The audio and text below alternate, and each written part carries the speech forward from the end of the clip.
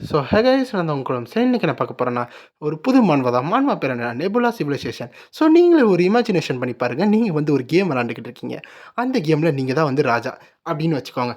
அந்த கேமை நீங்கள் ஆப்ரேட் பண்ணுறதுனால நீங்கள் வந்து ஒரு கடவுள்.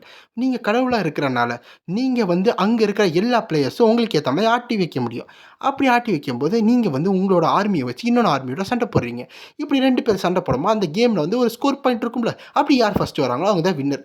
அந்த மாதிரி இருக்கிற ஒரு கேமில் நம்ம ஹீரோ அந்த கேமுக்குள்ளே ட்ராப் ஆயிடுறான். அப்படி ட்ராப் ஆகும்போது அவன் வந்து அவனோட அந்த கடவுளாக இருந்து அவன் எப்படி அவனோட ஆர்மியை வந்து மெழுகேற்றி ஸ்ட்ராங்காக்கி இந்த இடத்துல வந்து அவன் வந்து ஸ்ட்ராங் ஆகுறானா இல்லையா, அதுதான் கதை. அதுலேயே வந்து நம்ம ஹீரோ வந்து கடைசியாக அவன் வீட்டுக்கு போனானா இல்லையா, அது இன்னொன்று கதை. இது எல்லாமே வந்து இந்த மன்வாக்குள்ளே வருது. வேலை பேசாமல் சாப்டருக்குள்ளே போகலாம். ஒரு எபிசோட் ஓப்பனிங்கில் ஒரு ஒலியோட காமிக்கிறாங்க. அந்த இடத்துல சிஸ்டம் நல்லா காமிக்கிற மாதிரி ஒரு மவுஸை வச்சு ஆட்டி காமிச்சிக்கிட்டு இருக்காங்க. ஒரு 2 நாட்டுக்கோ போர் வர மாதிரி அவ்வளோ பெரிய ஒரு வார் நடந்துக்கிட்டு இருக்கு. அந்த இடத்துல நம்ம நெபுலுக்காக நம்ம சண்டை போடணும் ஒரு சைடு நைட்ஸும், இன்னொன்று சைடு எக்கச்சக்கமான ஆர்க்ஸ் வந்து நாங்கள் வந்து எங்களோட ஹெர்மோகனிக்காக சண்டை போடுவோம் அப்படின்னு சண்டை போட்டுட்டு இருக்காங்க. அப்படி சண்டை போடும்போது அந்த வாரை பார்த்தா கத்தியில் ஆரம்பித்து அந்த இடத்துல வெடிகுண்டு எல்லாமே போய்கிட்டு இருக்கு. வெடிகுண்டு இல்லாமல் அந்த இடத்துல கன்னு சவுண்டு அப்புறம் மேஜிக் எல்லாமே பண்ணி அந்த இடத்துல ஏரோப்ளைன் மூலமாக வந்து மிசைல் பாம் எல்லாத்தையும் போட்டுக்கிட்டு தண்டர் ஷாக் மூலமாக எல்லாரும் இறந்துக்கிட்டு இருக்காங்க. அப்படி போயிட்டு இருக்கும்போது அதுக்கு மேலே பார்த்தா 2 கடவுள் வந்து செஸ் விளாண்டுக்கிட்டு இருக்காங்க. இந்த செஸ் காயின்ஸாக இருக்கிறது தான் நம்மளோட அந்த சோல்ஜர்ஸ். இவ்வளோ பெரிய வார் நடந்துக்கிட்டு இருக்கும்போது சரி அப்போ நேரம் வந்துருச்சுன்னா அப்போ நம்ம ஹீரோ வந்து நெபுலா பேருக்காக ஒரு ஏவுகணையை வந்து அதாவது ஒரு நியூக்ளியர் வெப்பனை விடுறான். அப்படி விடும்போது அந்த இடத்துல ஒரு மிசைல் அப்படியே போய்கிட்டு இருக்கு. மிசைல் நேராக வானத்துக்கு போயிட்டு அங்கே எதிராக இருக்கிற அந்த ஆப்பனண்ட்டை போய் வெடிக்க போயிட்டு இருக்கு. அப்போ அந்த சைடு ஆர்க்கெல்லாம் என்னென்னு பார்த்துட்டு இருக்கும்போது இதை யூஸ் பண்ணிட்டு அந்த சைடு ஆப்பனண்ட்டில் இருக்க வந்து நெபுலா நீ நான் இதுக்கு ப்ரிப்பேர் பண்ணாமல் இருப்பேன்னு நினைக்கிறேன் அப்படின்னு சொல்லிட்டு அதே சைடு பார்த்தா ஒரு மேஜிக்கல் ஏவுகணை மாதிரி அவன் விட்டுக்கிட்டு இருக்கான். இந்த 2 ஏவுகணை நேராக போகும்போது என்னது ஆன்டி பேலஸ்டிக் மிசிலா, நான் சர்ப்ரைஸ் ஆகிட்டேன். நீ இந்த மாதிரி ஒரு கவுண்டர் மெஷர் வச்சுருப்பேன்னு. ஆனால் என்ன ஆனாலும் உன்னோட டெக் அவ்வளோலாம் கிடையாது. நீ ஃபெய்த்து மேலே வச்சுருந்தானா அது ஒன்றும் அவ்வளோ பெரிய எதுன்னு சொல்லலாம். இந்த இடத்துல பார்த்தா சயின்ஸுக்கும் ஃபெய்த்துக்கும் 2க்கும் நடுவில் சண்டை நடந்துக்கிட்டு இருக்கு. அப்படி நடந்துக்கிட்டு இருக்கிற சண்டையில் வந்து கடைசியாக ஒரு வழி வரணும்ல, அப்படி தான் நம்ம ஹீரோ கடைசியாக ஒரு மிசைலை விடுறான். அந்த மிசைல் வந்து வானத்தை நோக்கி போய்கிட்டு இருக்கு. அப்படி போயிட்டு இருக்கும்போது நம்ம ஹீரோ அதை பார்க்குறான். அந்த மிசைலில் பார்த்தா அது வேகமாக வந்து அங்கே இருக்கிற அங்கே மேஜராக அங்கே இருக்கிற அங்கே கோட்டை அதாவது மெயின் கோட்டையை வந்து ஏவுகணை போய்கிட்டு இருக்கு.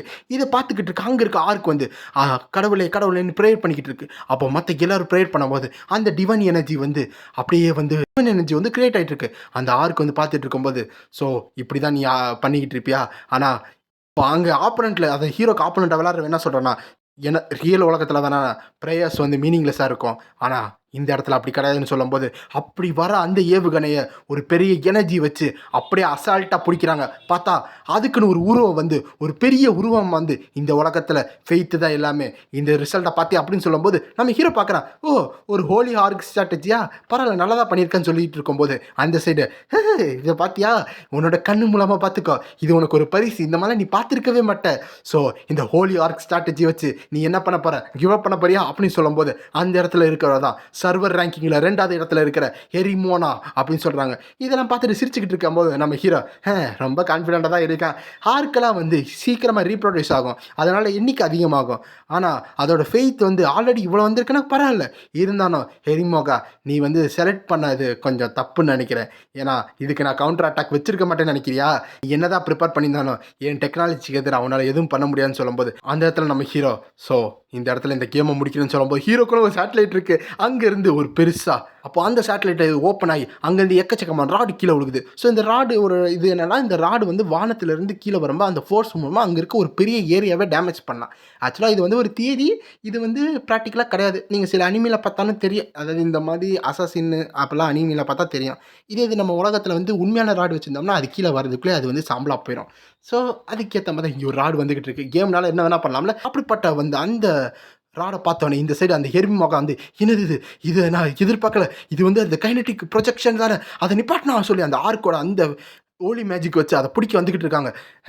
நீ நல்லா ட்ரை பண்ணு. ஆனா நீ எவ்வளோ ட்ரை பண்றன்னு பார்ப்போம்ன்னு சொல்லி எக்கச்சக்கமான ராட் வரும்போது, அதோட கைய வச்சு, அதாவது அந்த ஆர்க்கோட கைய வச்சு அந்த கிராவிடேஷனல வந்து கம்மி பண்ண பாக்குது. பட் அதையும் தாண்டி அது கீழ வந்து அந்த இடத்துல மொத்தமா முடியுது. நம்ம ஹீரோ "முடிஞ்சு போச்சுடா உன் ஆட்டம்" அப்படின்னு சொல்றான். அந்த இடத்துல பெரிய வெடிப்போட அந்த ஆர்க் மொத்தமா டிஸ்ட்ராய் ஆகுது. அந்த இதுல யாருமே தப்பிக்காத மாரி அந்த இடத்துல அந்த எம்பையர் சேர்ந்து இறந்து போயிட்டாங்க. அப்போ இதையெல்லாம் பார்த்துக்கிட்டு இருக்கிற அந்த ஹெர்மி மோகா வந்து அண்டர் கிரவுண்ட் டெம்பிள் டிஸ்ட்ராய் ஆயிடுச்சு.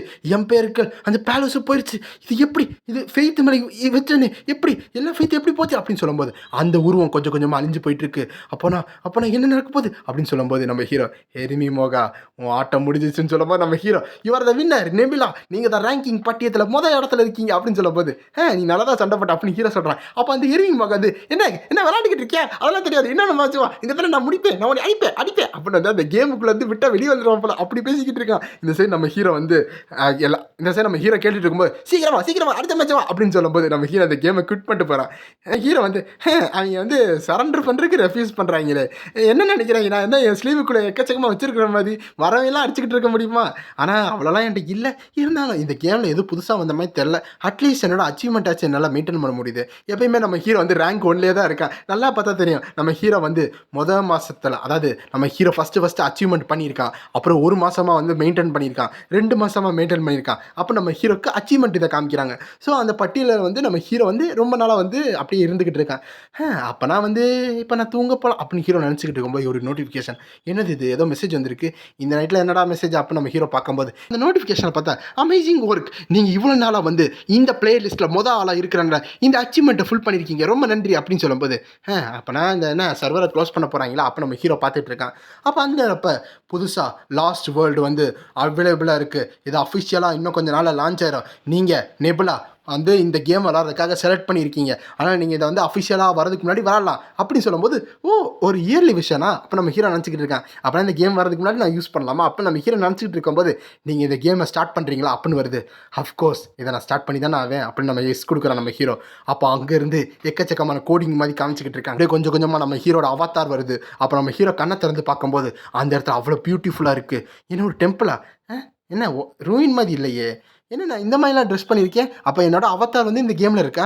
நான் ஏதோ கனவு காண்ற மாதிரி இருக்கே அப்படின்னு சொல்லும்போது, பின்னாடி இருந்து இது ஒன்று கனவு கிடையாது, நீங்கள் வந்து ஒரு சூசன் ஒன், உங்கள் பேர் தானே சங் ஒங் அப்படின்னு சொல்லும்போது, நான் என்னை இன்ட்ரடியூஸ் பண்ணிக்கிறேன். அப்புறம் அங்கே ஒரு நன் வராங்க. அந்த நன் பேர் என்னன்னா அலடின் அப்படின்னு சொல்கிறாங்க. அப்போ நம்ம ஹீரோ என்ன யோசிக்கிறோன்னா, இந்த பர்சனுக்கு எப்படி என்னோட ரியல் நேம் தெரியும்? அது போக இது என்ன மாதிரி ஒரு இடம்? அது போக என்னை சூசன் வேறு சொல்கிறாங்க, எனக்கு புரியலையே. அது போக பக்கத்தில் இருக்கே இதெல்லாம் என்ன ஷேடோஸு அப்படின்னு நம்ம ஹீரோ யோசிச்சுக்கிட்டு இருக்கான். அப்போ அந்த இதில் அந்த நன் என்ன சொல்கிறாங்கன்னா, சில பேர்ஸ்னால வந்து சில பேரை ரெக்கக்னைஸ் பண்ண முடியும். அது போக உங்கள் ஃபேஸ் வந்து இங்கே இடனா இருக்கிறது ஒரு ஃபேர் கேம் தான் அப்படின்னு சொல்லிக்கிட்டு இருக்காங்க. அது போக நீங்கள் எல்லோரும் இங்கே வந்ததுக்கு காரணம் என்னென்னா, அது ஒரே ஒரு பாயிண்ட் தான் அப்படின்னு அவங்க நன் சொல்கிறாங்க. ஸோ எல்லோரும் ஷேடோவாக இருக்கிற காரணம் வந்து இந்த நன் தான். எல்லாத்தோட ஐடென்டிட்டியை வந்து மற்றவங்களுக்கு தெரியாது. ஒருத்தவங்களோட ஐடென்டிட்டி வந்து ஒரு ஷேடோ ஃபார்மாக தான் இருக்கும். அப்போ அந்த நன் கையை தூக்கிட்டு என்ன சொல்கிறாங்கன்னா, இந்த உலகத்தில் அப்படின்னு சொல்கிறாங்க. அப்போ அந்த நன் கை தூக்கும் போது ஒரு எர்த்துக்கு தெரியுது. நம்ம ஹீரோ, எர்த்தா? இல்லை இதை பார்த்தா எனக்கு தெரியுது, நான் கவுண்ட்லெஸ் டைமாக தான் இங்கே வாழ்ந்திருக்கேன், அதுதான் த லாஸ்ட் வேர்ல்டு அப்படின்னு ஹீரோ சொல்கிறான். இந்த இடத்துல அந்த நன் என்ன சொல்கிறாங்கன்னா, இதுதான் இந்த லாஸ்ட் வேர்ல்டு, இந்த இடத்துல பறிஞ்சு விரிஞ்சு இருக்குல்ல. ஸோ எல்லோரும் கேளுங்க, நீங்கள் என்ன பண்ண போகிறீங்கன்னா இந்த இடத்துல ஒரு கடவுளாக மாற போகிறீங்க அப்படின்னு அந்த நன் சொல்லிக்கிட்டு இருக்காங்க. அதோட இந்த சாப்டர் முடியுது. ஸோ இந்த சாப்டர் இதளவு பார்த்துருப்பீங்களா? இது எப்படி இருக்குன்னு பார்த்து சொல்லுங்கள். இந்த வீடியோ உங்களுக்கு பிடிச்சிருந்தா மறக்காம லைக் பண்ணி ஷேர் பண்ணி சப்ஸ்கிரைப் பண்ணுங்கள். நல்லா இருக்கு, நான் நெக்ஸ்ட் பார்ட் போட்டுறேன். பை.